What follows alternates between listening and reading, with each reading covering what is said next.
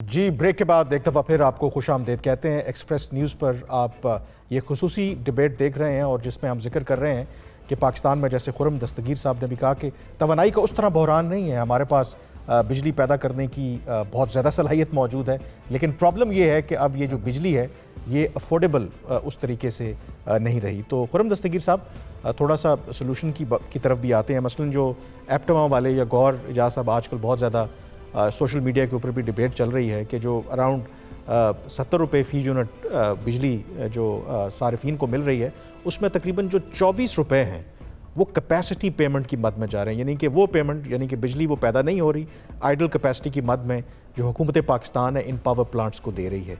और शायद इसी वजह से 2015 की पॉलिसी के ऊपर क्रिटिसिज्म भी हो रहा है। डू यू थिंक कि कोई रूम है इसके अंदर कि हम ये कैपेसिटी पेमेंट वाला जो इशू है इसमें कोई वे आउट निकाल सकें?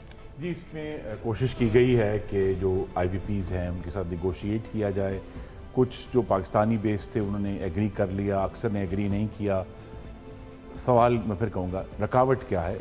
रकावट जिसकी मिसाल अगर हम देख लें, हमारे सामने कार के और रेकोडिक की जजमेंट्स मौजूद हैं जिसमें पाकिस्तान की हुकूमत के ख़िलाफ़ 5-5 अरब डॉलर के जुर्माने के इंटरनेशनल कोर्ट्स ने दी।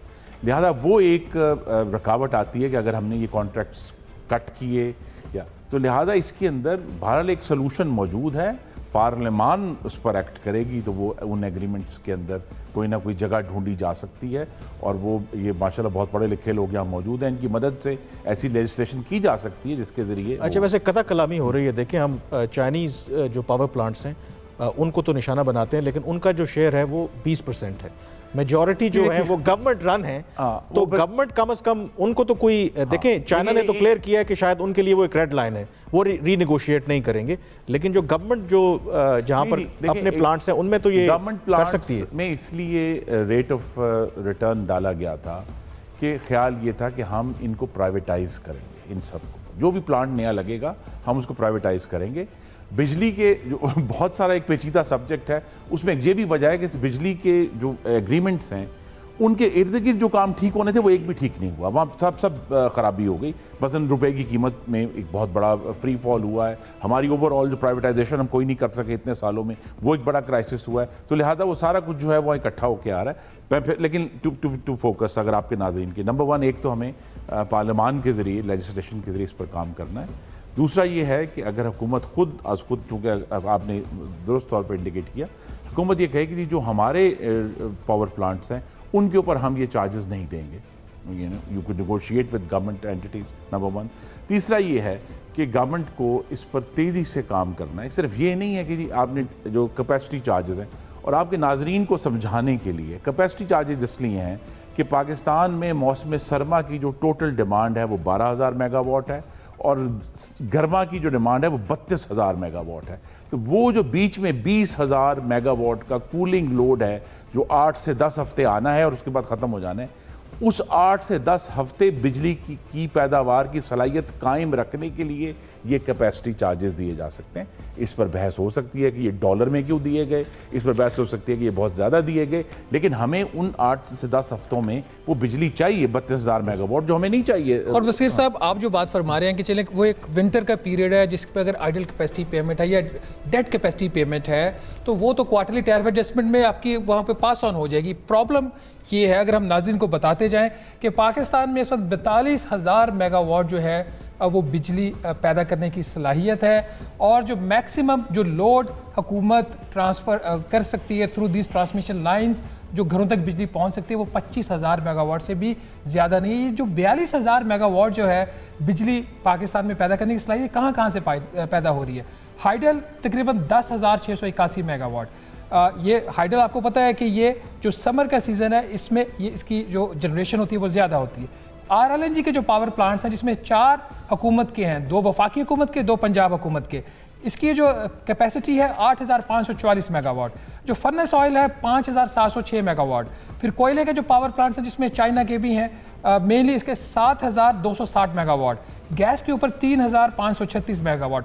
न्यूक्लियर पावर प्लांट्स हुकूमत पाकिस्तान के हैं 3,545 मेगावाट। विंड और सोलर है 845 मेगावाट और 500 मेगावाट। बगास के जो प्लांट्स है उसकी जनरेशन कैपेसिटी 364 मेगावाट।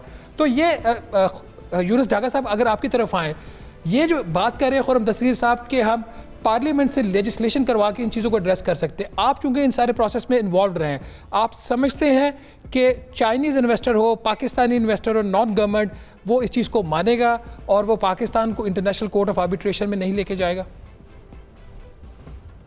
देखिए, मैं पहले थोड़े से फिगर्स को ठीक कर दूँ।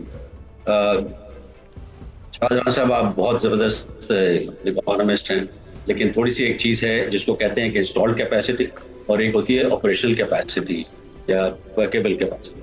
इन दोनों में बड़ा फ़र्क होता है। जैसे मैं आपको छोटी सी मिसाल दूं कि अगर आप 100 मेगावाट का कोई सोलर प्लांट लगाते हैं तो उसकी जो कैपेसिटी होती है टू जनरेट वो 21% हो, जिसको एफिशिएंसी कहते हैं।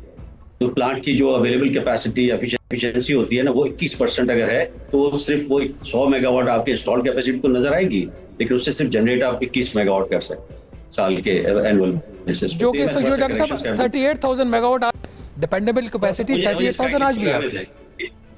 प्लीज इसको थोड़ा सा मुझे करने दे, थोड़ा सा एक्सप्लेन करने दे, ये बड़ी काम की चीज। हमारी जो कैपेसिटी जो 42,000 मेगावाट उसको कहा जाता है ना, उसमें से बहुत से पुराने प्लांट्स दिए हैं जो तरबेला वगैरह मंगला इधर उधर लगे हैं, तो उसकी डी रेटेड कैपेसिटी अगर आप निकाल लें तो हमारी जो डी रेटेड कैपेसिटी है वो तकरीबन 38,000 मेगावाट। तो 38,000 मेगावाट तो मतलब ये एक्चुअल कैपेसिटी है जो उसकी नंबर प्लेट कैपेसिटी से थोड़ी सी नीचे होती है। इसके बाद फिर एक होती है जिसको मैंने कहा कि अवेलेबल सीजनल वेरिएशन के बाद अगर आप निकाल दें तो वो तकरीबन आपके वो 28,000 मेगावाट के करीब होती है, और इसमें से भी आपको इसमें आउटेजेस देनी पड़ती हैं ऑपरेशनल। तो जिसको हम कहते हैं वर्केबल कैपेसिटी या जो अवेलेबल कैपेसिटी वो 28,000 मेगावाट से ज्यादा नहीं है। जरूर नंबर प्लेट कैपेसिटी है, लेकिन प्लांट्स होते हैं उनके 80-90% होती है, उनके भी आउटेजेस जब होते हैं। तो इसमें ये मैं अर्ज कर रहा था कि इसको पहले देख लें। तो ये एक तो है, कैपेसिटी को हमें इस तरह देखना चाहिए, सिर्फ इंस्टॉल्ड कैपेसिटी की बात नहीं करनी चाहिए। दूसरी जो आपने बात की कि कैपेसिटी चार्जेस, आपने बिल्कुल ठीक कहा कि 30% ऑफ दी कैपेसिटी चार्जेस हैं चाइनीज। बाकी कैपेसिटी चार्जेस हमारे जो मैक्सिमम कैपेसिटी चार्जेस हैं वो हमारे न्यूक्लियर है और हाइडल। तकरीबन इसको हम 40-42% ऑफ आवर कैपेसिटी चार्जेस ये वो हैं जो कि गवर्नमेंट के प्लांट्स हैं। अब इनकी जो कैपेसिटी चार्जेस होती है, तो कैपेसिटी चार्जेस में एक बड़ा जो होता है लोन्स का होता है, जो उन्होंने फाइनेंसिंग इधर उधर से अरेंज की होती है। जैसे वापडा भी मुख्तलिफ बैंकों से वो लोन लेता है जब उनको प्लांट्स करने होते हैं, या वर्ल्ड बैंक की कहीं पे लोन्स होती हैं, तो इनको रीपे करना होता है, तो उस रीपे को कैपेसिटी पेमेंट से बुक किया जाता है। The only thing which can be done is return on equity या रिटर्न ऑन इन्वेस्टमेंट, IRR जिसको कहते हैं। IRR में डेफिनेटली नेगोशिएशन गवर्नमेंट वाले प्लांट से की जा सकती है, लेकिन जो इंटरनेशनली जो सॉवरेन गारंटी के तहत प्लांट्स दिए जो कॉन्ट्रैक्ट्स हुए उसमें नहीं हो सकती।